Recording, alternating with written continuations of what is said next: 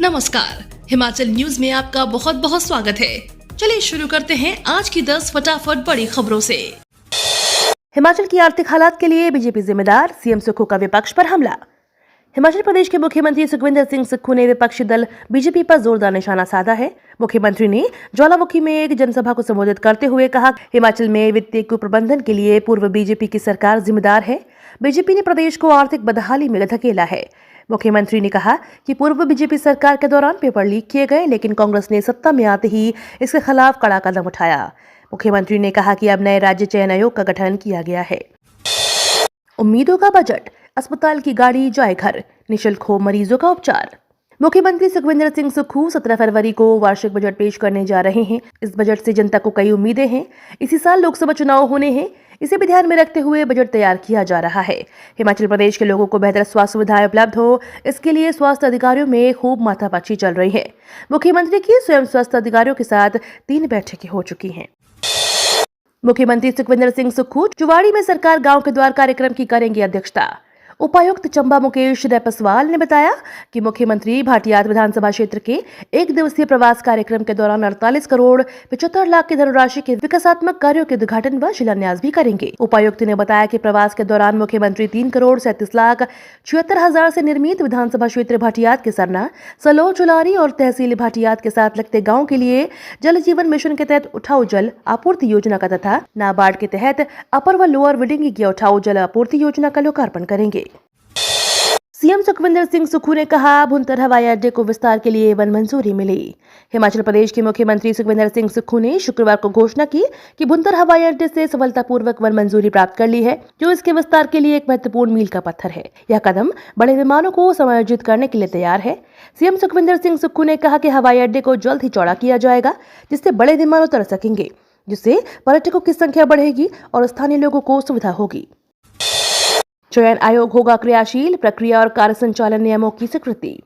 हिमाचल प्रदेश विधानसभा के 14 फरवरी से शुरू होने वाले बजट सत्र में राज्यपाल की तरफ से दिए जाने वाले अभिभाषण को प्रदेश मंत्रिमंडल ने स्वीकृति प्रदान की है। इसके अलावा विधानसभा में प्रस्तुत की जाने वाली अनुपूरक अनुदान मांगों को स्वीकृति प्रदान की गई। अब सरकार की तरफ से विधानसभा के बजट सत्र में अनुपूरक बजट को पारित करवाया जाएगा, जिससे वित्तीय वर्ष 2023-24 में स्वीकृत बजट से अधिक व्यय की गई राशि को खर्च करने की अनुमति मिलेगी। आपके भी घर में है पालतू जानवर तो तुरंत बनवा ले आईडी कार्ड। नगर निगम शिमला के महापौर सुरेंद्र चौहान ने बातचीत में बताया कि नगर निगम शिमला द्वारा पालतू कुत्तों की आईडी कार्ड बनाए जाते हैं। इन आईडी कार्ड को बचाने के लिए मालिक से 1000 रुपए का शुल्क लिया जाता है, जिसे पट्टे का शुल्क भी कहा जाता है। इन आईडी कार्ड को बनाने का मामला नगर निगम मासिक बैठक में भी आया था और उसके बाद हमने लोगों से आग्रह भी किया, यदि किसी के पास पालतू कुत्ते हैं तो वे उनका रजिस्ट्रेशन जरूर कराएं। हिमाचल में हाड़ कपा देने वाली ठंड, पारा 14 डिग्री के पार। हिमाचल के कई इलाकों में अभी भी ठंड का कहर जारी है। यहाँ तापमान 14 डिग्री से भी नीचे पहुंच गया है। राज्य के जनजातीय इलाकों में पिछले कई दिनों से भयंकर सर्दी जारी है। 4 शहरों का न्यूनतम पारा माइनस में बना हुआ है। लाहौल स्पीति जिला के कुकुमसैरी में सीजन की सबसे सर्द रात रही। यहाँ न्यूनतम तापमान 14.5 डिग्री सेल्सियस रिकॉर्ड किया गया है। हिमाचल में कानून के दायरे में लाई जाएंगी फ्लोर मिल, सरकार ने लिया फैसला। हिमाचल में गेहूं की पिसाई करने वाली फ्लोर मिलों को कानून के दायरे में लाया जाएगा। प्रदेश में खाद्य नागरिक आपूर्ति और उपभोक्ता मामले विभाग केंद्र से मिलने वाले गेहूं की पिसाई 90 फ्लोर मिलों में करवाता है। इसके बाद ही आटे की सप्लाई डिपो में भेजी जाती है। कई फ्लोर मिलों में आटा से चोकर निकालने की शिकायतें मिल रही हैं। बार बार मिल रही शिकायतों के बाद भी सरकार फ्लोर मिल मालिकों के खिलाफ सख्त कदम उठाने जा रही है। क्रिप्टो करेंसी ठगी मामला, 2,500 करोड़ के घोटाले में 25 से आरोपियों के खिलाफ चार्जशीट जल्द। क्रिप्टो करेंसी ठगी मामले में पुलिस की विशेष जांच टीम 25 और 6 आरोपियों के खिलाफ चार्जशीट अदालत में दाखिल करने की तैयारी में है।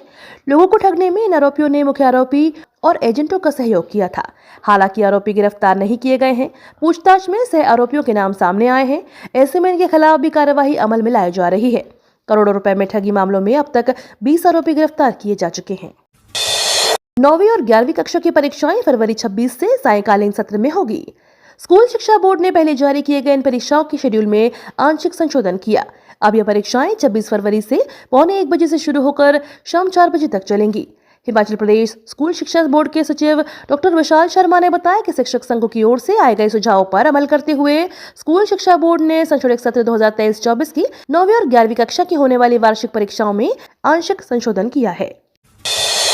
अटल टनल बड़े वाहनों के लिए बहाल, पर्यटकों को करना होगा इंतजार। भारी बर्फबारी के बाद मनाली और लाहौल घाटी में धीरे धीरे जनजीवन पटरी पर लौट रहा है। बीआरओ के बर्फ हटाने के बाद अटल टनल रोहतांग बड़े वाहनों के लिए भी खुल गई है। हालांकि वाहनों के स्किड होने की खतरे को देखते हुए फिलहाल सिर्फ जरूरी वस्तुएं लदे वाहन को लाहौल की ओर जा सकेंगे। इससे लाहौल घाटी में जरूरी वस्तुएं पहुँचानी आसान हो जाएगी। हिमाचल सचिवालय के बाहर जेओए IT अभ्यर्थियों को धरना। हिमाचल के जेओए IT अभ्यर्थी प्रदेश सचिवालय के बाहर अनिश्चितकालीन धरने पर बैठ गए हैं।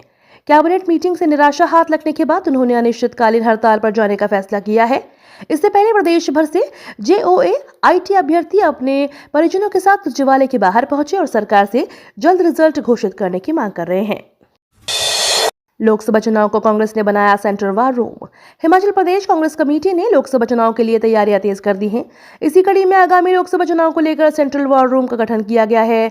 अखिल भारतीय कांग्रेस कमेटी की मंजूरी के बाद पार्टी ने सभी को अलग अलग जिम्मेदारी दी है। हिमाचल के 200 टीचर करेंगे सिंगापुर विजिट, पढ़ाने के तौर तरीके भी सीखेंगे। हिमाचल सरकार क्वालिटी एजुकेशन के लिए 200 टीचरों को एक्सपोजर विजिट पर सिंगापुर भेजने जा रही है। इसका सारा खर्च सरकार वहन करेगी। टीचरों का पहला बैच 20 से 25 फरवरी के बीच रवाना होगा। दूसरा बैच इनके लौटने के बाद भेजा जाएगा। मास्टर स्ट्रोक, विपक्ष खेला खेला करता रहा और तगड़ा खेल गए पीएम मोदी।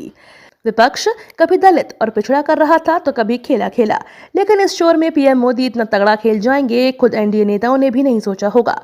भारत रत्न की घोषणा में कर्पूरी ठाकुर से बिहार के पिछड़े साधे तो चौधरी चरण सिंह के जाट बेल्ट और पीवी नरसिम्हा राव के जरिए तेलंगाना में घुसपैठ बढ़ाने की कोशिश शुरू हो चुकी है। वहीं MS स्वामीनाथन को भारत रत्न इशारा है कि बीजेपी तमिलनाडु में सेंध लगाने में भी देर नहीं करेगी। ये तो थी आज की 10 बड़ी खबरें। डेली खबरों से अपडेट रहने के लिए चैनल को सब्सक्राइब करना बिल्कुल ना भूलें।